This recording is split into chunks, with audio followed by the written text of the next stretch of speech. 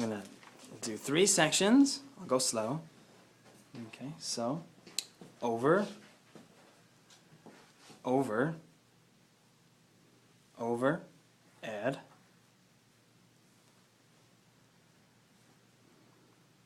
release,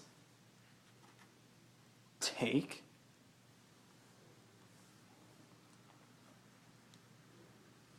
over, add. When I do them falling into other hair, I'll actually just do it closer together. So I'll do release,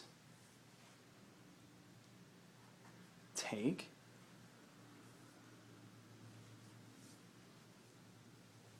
over, add,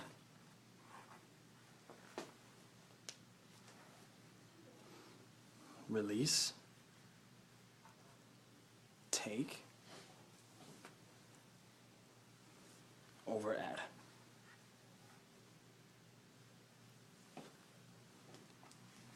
And then I can go ahead and release that one as well.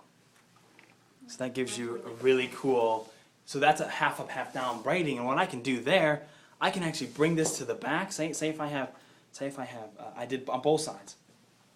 So I brought all that to the back, did that, or I don't even have to do the other side. So if, you know, I just say I just have that. One side's braided and the other side isn't. That's fine. Or both sides are waterfall braided. I can take that and start to herringbone it, or fishtail it. So it's like 2 sections. Herringbone is in 2 sections always. Okay. If you can't see, then I can. You can come around if you like. 'Cause I can't do that, so I'll have Gather to. around. Gather around. Yes, gather around. So, 2 sections.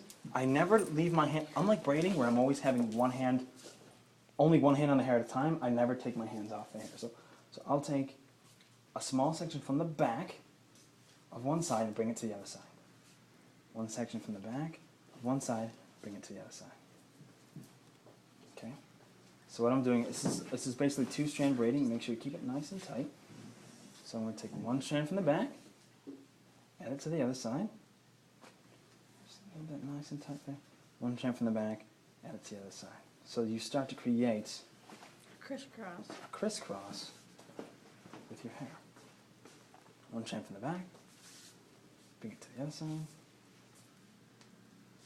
1 strand from the back, bring it to the other side.